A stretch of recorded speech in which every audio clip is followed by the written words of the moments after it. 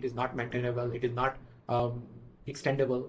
It is very difficult to maintain such code, and then that kind of code is not much, structurally good considered for industry purposes. Okay, so that's why I'm trying to map this gap with my experience.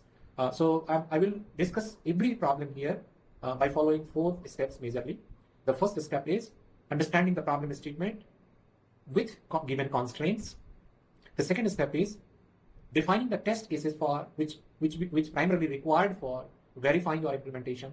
The third step is, this third step can be divided into 2 parts. The first part is creating a overall, I would say, template of your solution, or maybe I can say, like, if I would put the better word, just prepare the skeleton of your implementation first, in terms of structure, in terms of interface, in terms of data structure requirement, in terms of some kind of interaction of objects, and like so on and so forth.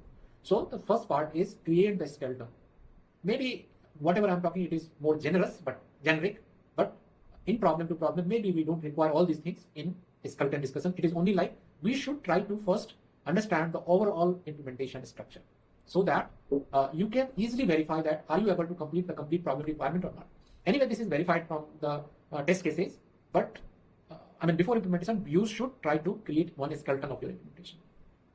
And the second part is actual implementation, which where you can write your code, you write your business logic. Okay? And the last step, which is the 4th step, there you will discuss the dry run your code, and also try to verify your time complexity and space complexity.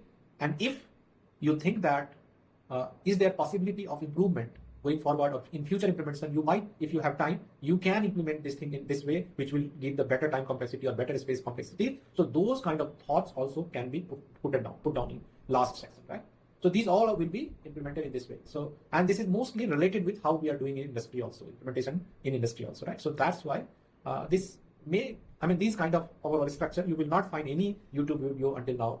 And there are videos, and maybe there are n number of people. I'm not saying that those YouTube video, content creator don't know these things. They might know, but in my opinion, if we follow this structure, probably we will build our intuition more logical and more industry oriented, right? So we